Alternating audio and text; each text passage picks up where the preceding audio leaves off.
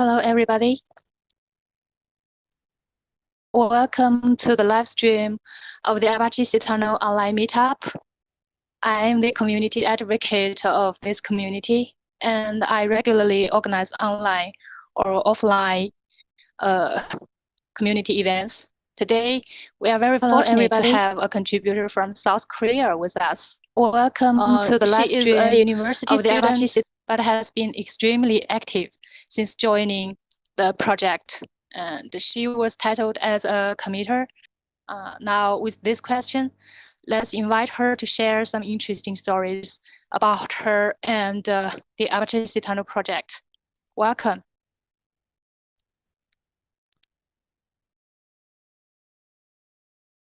Hi everyone, my name is Soyeon Kim, and I'm active as the on GitHub. I'm a university student and an aspiring data engineer who loves exploring the depths of distributed systems. I've been contributing to Apache SeaTunnel project for the past several months. Today I'd like to share stories from my contribution journey, what I worked on, how I found the problems, and what I learned along the way. Let's get started. Part 1 is I map external storage compaction. Let me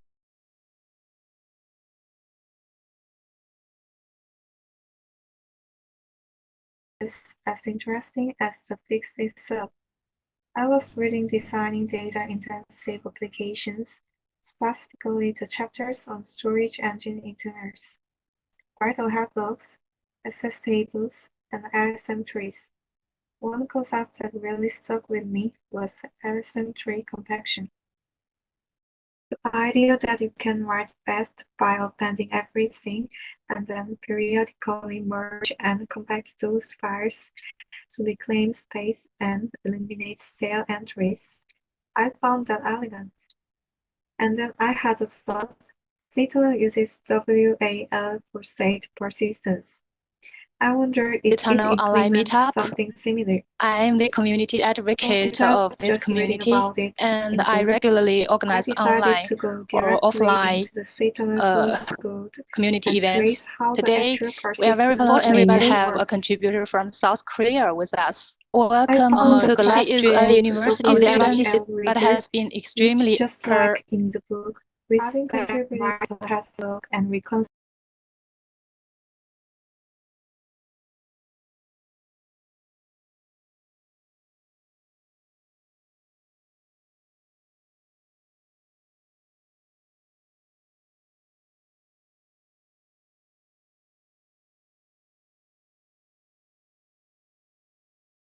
To Apache SeaTunnel.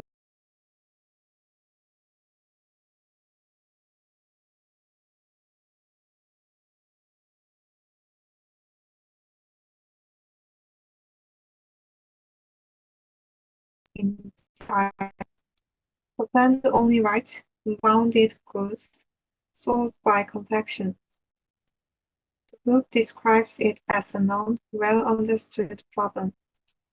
And SeaTunnel's external storage has exactly this problem right now.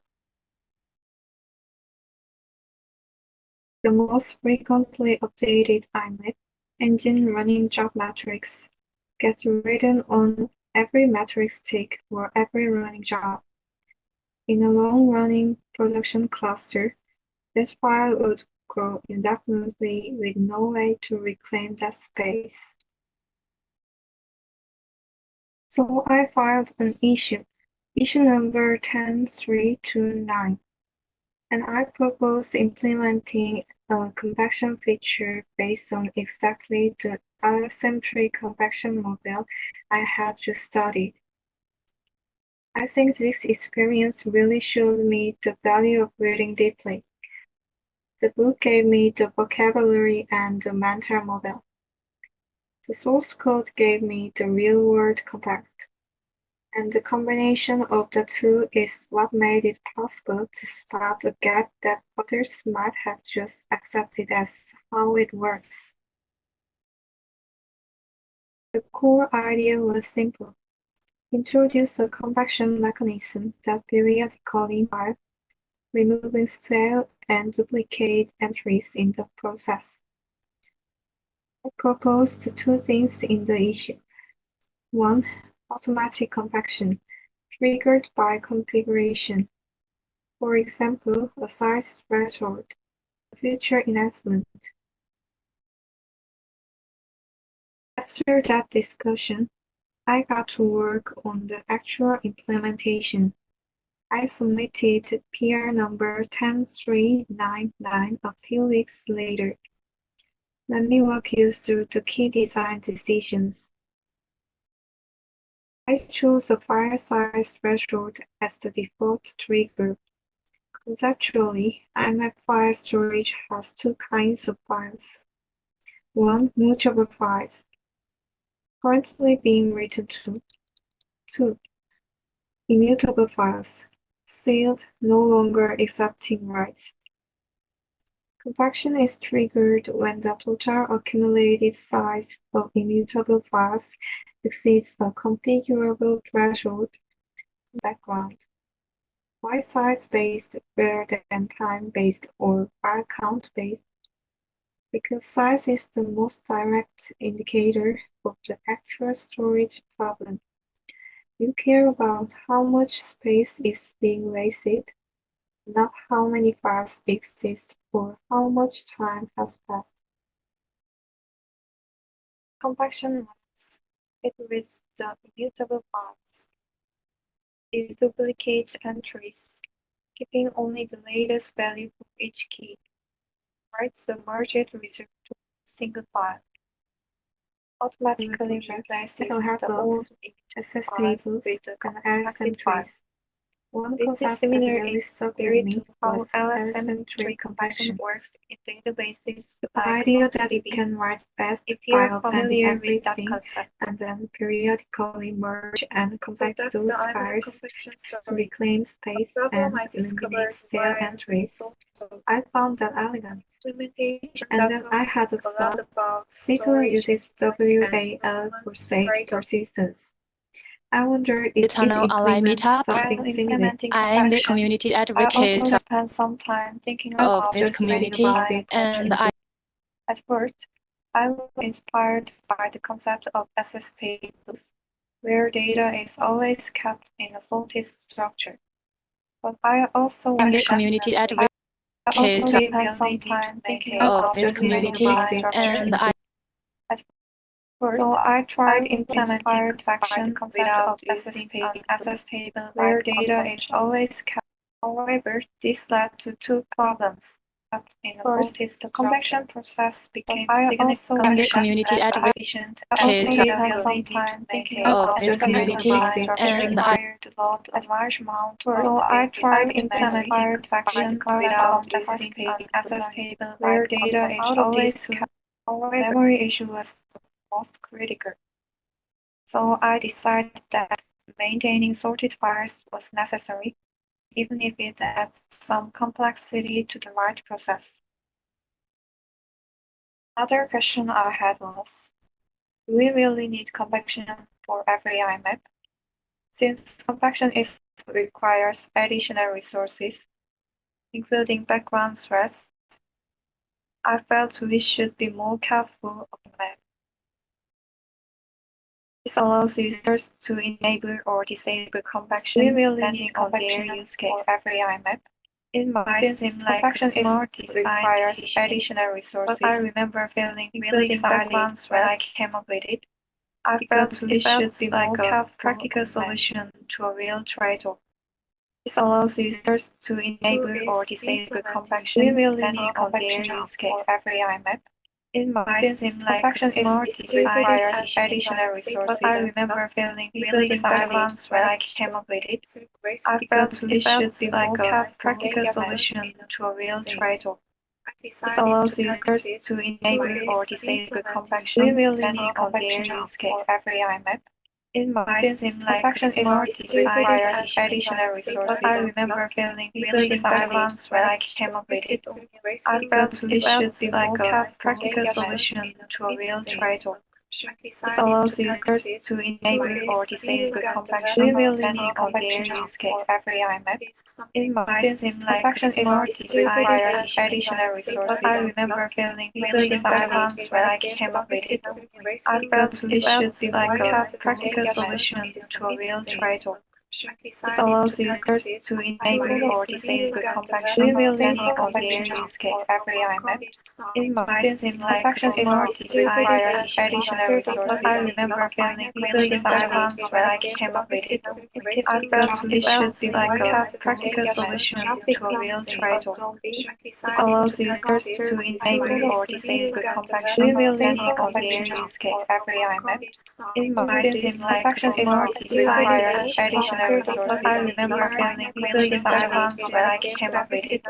I felt it should be like a practical solution to a real trade-off. This allows users to enable or disable compaction depending on their use case. It might seem like a small requires additional resources. I remember feeling really overwhelmed when I came up with it. I felt it should be like a practical solution to a real trade-off. Master directly connects the resource manager to this slot. We don't care if the work is we reclaim the resource part to keep the other healthy. Implementing this feature was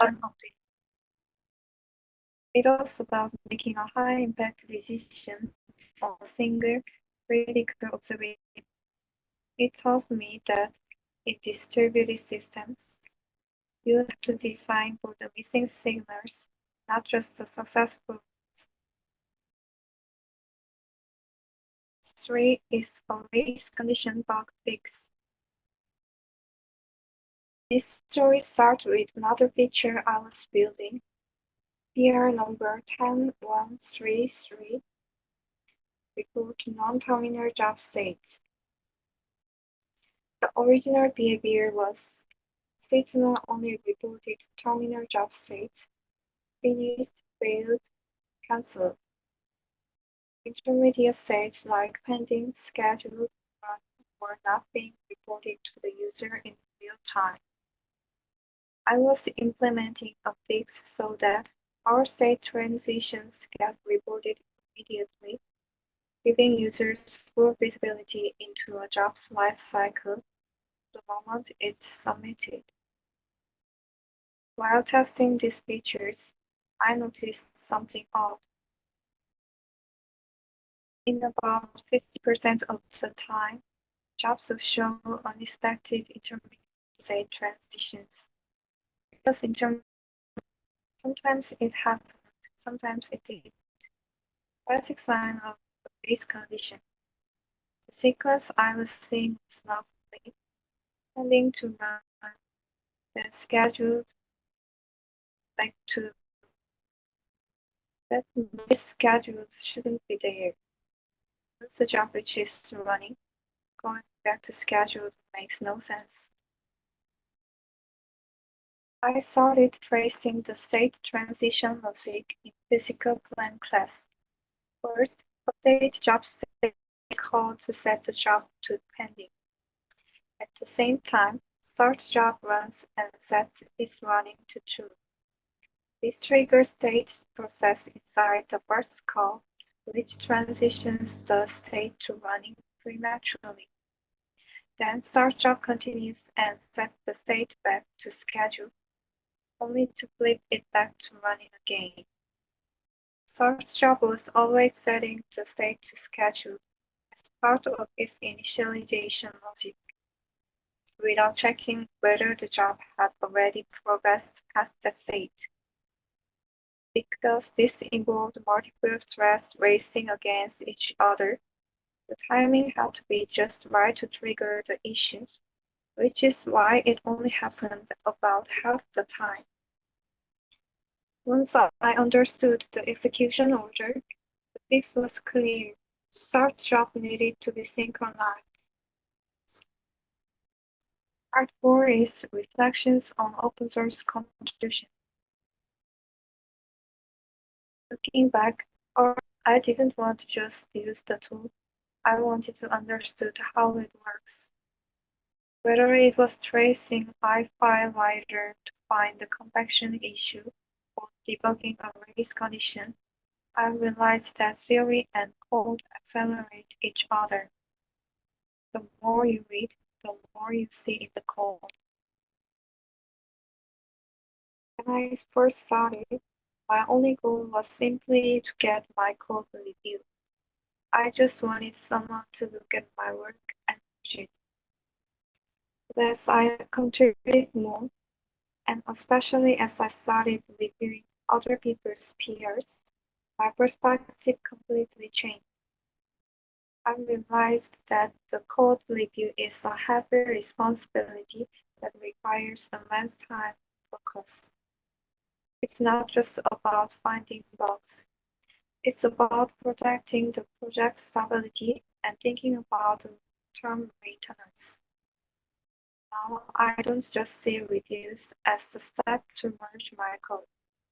I see them as the careful process where we take shared responsibility for the system. What I love most about open source is the progress for staff for compaction logic. I found a unique kind of joy. The harder the problem, the greater the satisfaction when I solve it. I enjoy contributing to open source much more than working on solo projects. Building something can resolve problems together. That synergy is what keeps me motivated every day. Lastly, I learned that technical skill is only half the battle. Explaining a complex design, responding to feedback constructively, and knowing when to push back, these are vital engineering skills. In a global community like SeaTunnel. Before I wrap up, I would like to share a few practical tips and some personal reflections on my conversion journey. If you're new to open source, I highly recommend starting small. Look for issues labeled good first issue or help wanted. These are usually designed to help new contributors get familiar with code base. Another tip is descriptions are often easier to approach because they already contain valuable context and reproduction clues. One of the biggest challenges I faced was contributing to parts of the system I didn't fully understand. To overcome this, I consistently tried to understand the code base step by step. I also used AI tools to help validate my understanding or guide me in the right direction. But more importantly, I made a promise to myself: if I take an issue, I will not give up on it. Even when it took time, I tried my best to see it through to the end. I started contributing to Opera simply because I wanted to try it. I was browsing GitHub, looking for issues labeled good first issue. That's when I came across Apache SeaTunnel.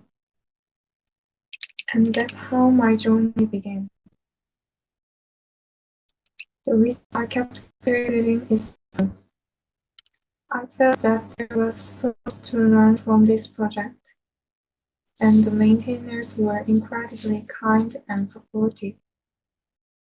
When I compare myself before and after contributing, it almost feels like I knew nothing before.